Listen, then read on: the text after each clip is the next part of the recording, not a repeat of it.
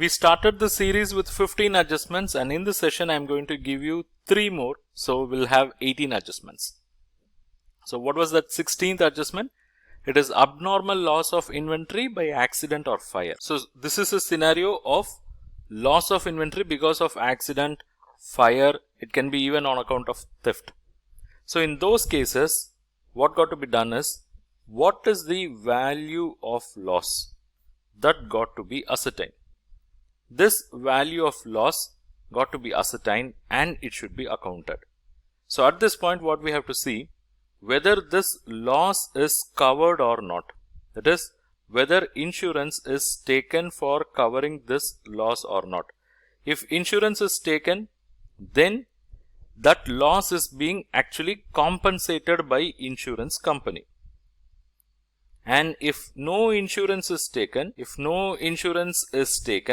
then it's a loss. So that loss should be recognized in P&L account. Okay. So if there is an insurance coverage, then whatever the loss which we identify here, that loss we can make a claim with insurance company. For that, what will be the accounting effect? We'll see. If there is no insurance, then that loss should be debited to P&L. Now look at this. There is a loss. This loss is not normal in nature, so this is basically an abnormal loss. This abnormal loss will have direct hit on purchase account, or it will have the direct hit on trading account. Because when they were purchased, they would have been accounted under purchases, or they would have been shown on the debit side of trading account. But certain amount of goods were lost now on account of fire or theft or accident. So to that extent, this value should come down. Okay. So the entry will be like this, adjusting entry. We will be recognizing the abnormal loss. So it is abnormal loss account debit, and credit will go to purchase account or trading account as the case may be. So this is the initial recognition. Now comes the question where we should transfer this abnormal loss. If no insurance is taken, where we will transfer? We will take it to the debit of P&L account. So it will be profit and loss account debit to abnormal loss account. If insurance is taken already, then this loss is being compensated, so it is not going to hit the profit. Then in such case, insurance company have to be debited and this abnormal loss account have to be credited. Okay. And in certain cases, only a certain portion of loss will be compensated by the insurance company. In such case, you can make claim with insurance company. So whatever they are going to compensate, only that amount you will get. It means there will be a certain portion of the loss which insurance company will not compensate, which that business entity should bear. Okay, so that should be debited to profit and loss account. Profit and loss account debit and the transfer entry of abnormal loss. How to understand this? Let me give you an example. Let's say goods worth rupees 6,000 is destroyed by the fire, and of this 6,000, insurance company will be compensating 4,500. It means there is an abnormal loss. There is an abnormal loss of, see, this entire 6,000 is abnormal loss only. Of that, 4,500 is being compensated by insurance company. So still there is a balance abnormal loss. This balance abnormal loss have to be taken to profit and loss account. How much? 1,500. So the entry aspect will be like this. When this loss occurs, entry would have been passed like this. Abnormal loss account debit and credit goes to purchases or trading account. How much? 6,000. Being goods lost in fire or whatever accident.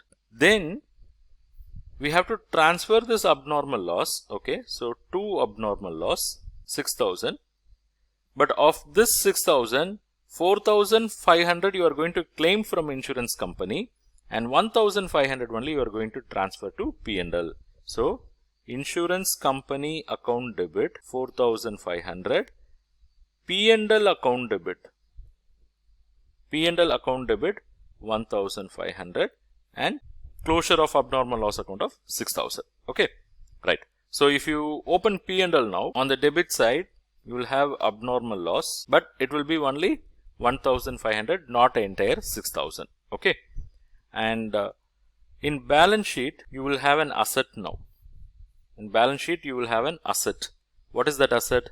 Claim from insurance company, this 4500. So on the asset side, we will have insurance claim. How much? 4500. So be clear. So this 4500 goes to asset. This 1500 goes to P&L. Okay. And this will also have another effect. The effect in trading account. In trading account, already they'll be having some purchases, right? From that purchases, this abnormal loss of 6000 will be reduced.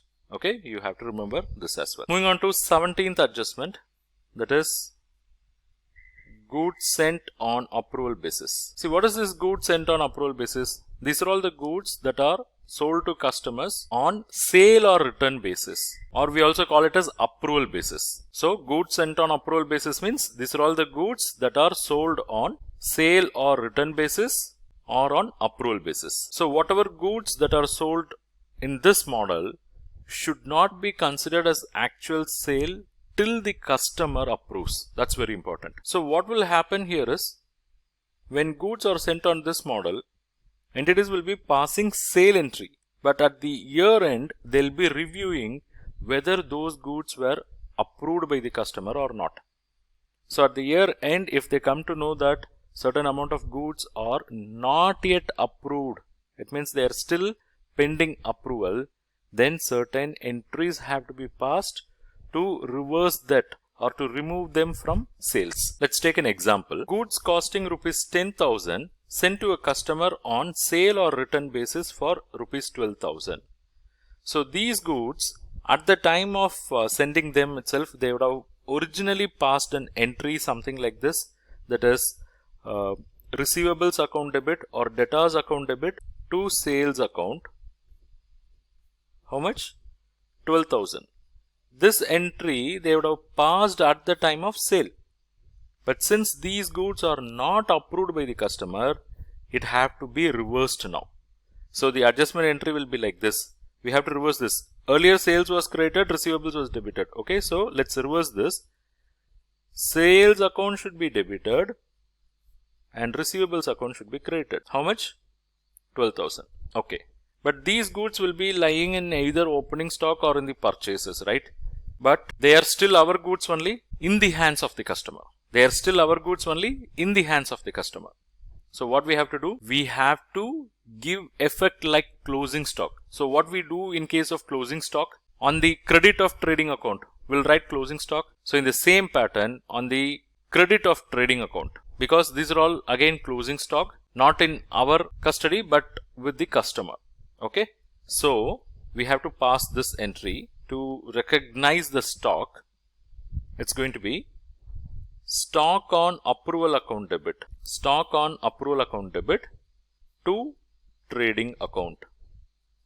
So this entry means you are taking into the credit of trading account. And what amount you should recognize? Should you recognize entire 12,000? No, 12,000 is the sale value. Inventory valuation should be done at cost or net realizable value, whichever is lesser. Here it is given very clearly, the cost is 10,000. Net realizable value is 12,000. So whichever is lesser, 10,000 is lesser. So here you have to write 10,000. So look, the effect of adjustment. First, we would have passed this entry at the time of sale. We are reversing it now. Sales is debited and receivables is credited. Then we are recognizing the stock now. Closing stock in the form of stock on approval, and we are valuing it at 10,000 only. Okay, so stock on approval account debit 10,000 to trading account 10,000. So what will be the impact of this? Sales in trading account will get reduced, receivables in asset will get reduced, and new asset stock on approval will be created and trading account credit side, this new item is also added. Let's move on to 18th adjustment, goods used other than for sale. See, sometimes goods can be withdrawn and used for advertisement purpose or for personal purpose or for constructing some assets. In all those cases, it will hit the purchase account on one side and a new account will be created as a result of it. Say for example, when goods are withdrawn for personal purpose, then drawings account will be affected and purchase account will be affected. When goods are given as donation, donation account will be affected and purchase account. When goods are used for advertisement purpose or sample, then advertisement account will be affected, purchase account will be affected.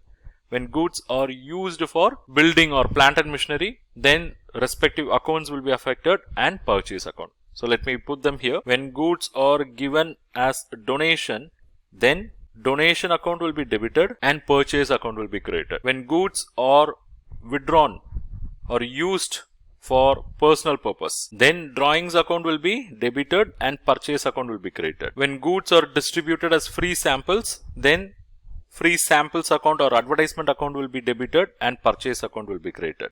When goods are used for construction of building or machinery, then that building or machinery account will be debited and purchase account will be credited. Similarly, if goods are used for some maintenance purposes, then repairs and maintenance account will be debited and purchase account will be credited. So these are the additional 3 adjustments, and in the following days we'll take more adjustment related case studies.